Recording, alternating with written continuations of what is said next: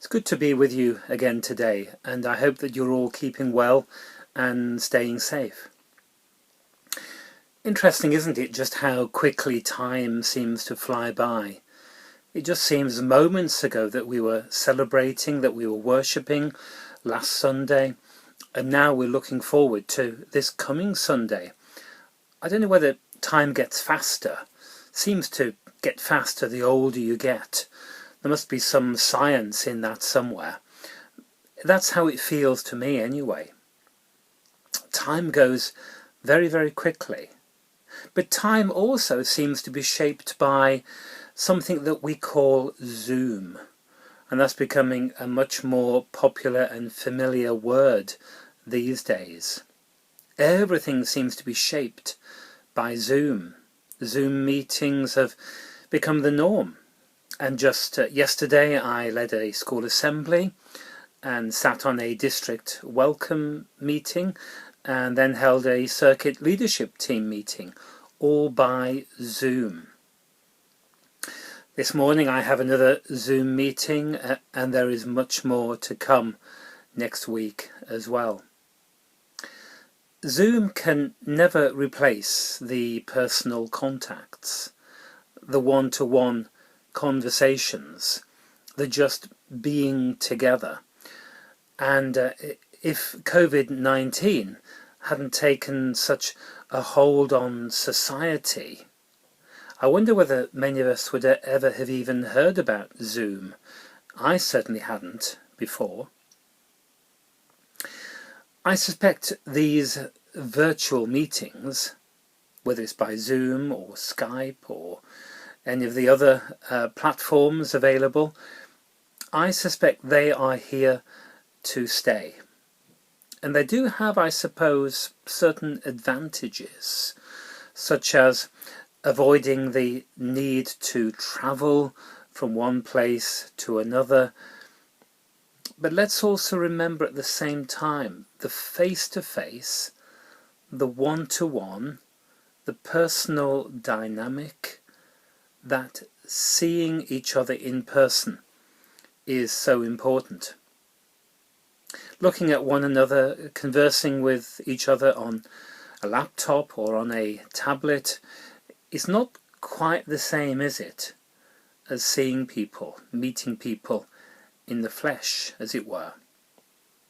And our churches are nothing if they are not places of meeting, of being together. The tea and the coffee after church, the cake and the sandwiches, the Beatle drives, the quizzes, the suppers, the concerts, the coffee mornings, they're all things that draw us, that bind us closer together. They are things that cement our relationships. Because as we all know, the church is much more than a building. You know how twitchy I get. I've expressed it from time to time when people say, the church is closed. And people say, it's been closed since lockdown, back in March. Because, of course, we know deep down that the church is never closed. What is the church? The Greek word is ecclesia, meaning a group, an assembly, being called.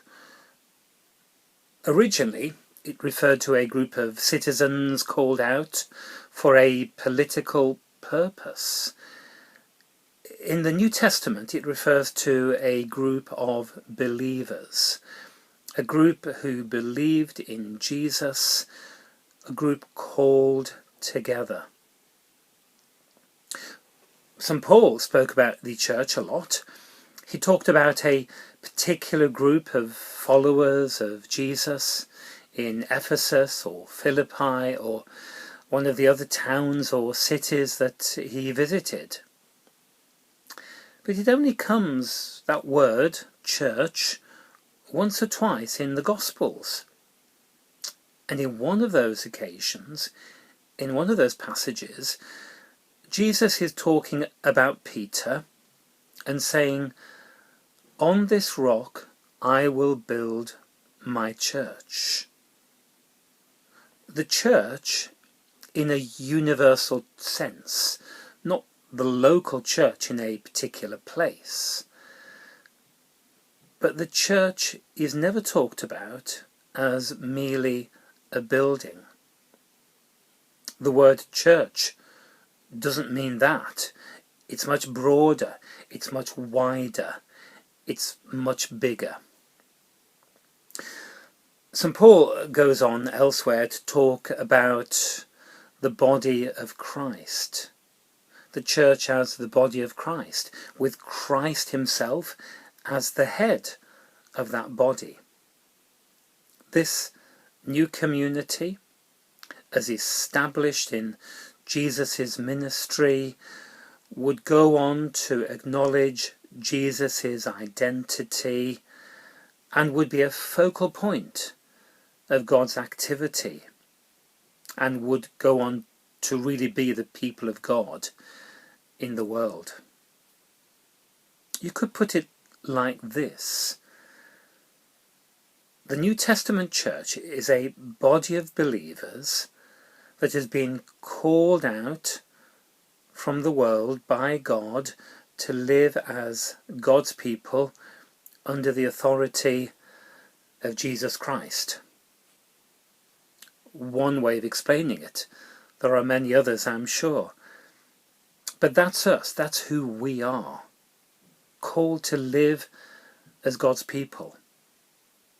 I like the words of the hymn by Brian Wren. Come, build the church, not heaps of stone in safe, immobile, measured walls, but friends of Jesus, spirit-blown, and first to travel where he calls. And then Fred Pratt Green, that wonderful Methodist minister whose life spanned pretty much all of the 20th century. He was a massive contributor to hymns, and one that we all know so well refers to the church like this. The Church of Christ in every age, beset by change, but spirit-led, must claim and test its heritage and keep on rising from the dead. He loved the church. Fred Pratt Green loved the church.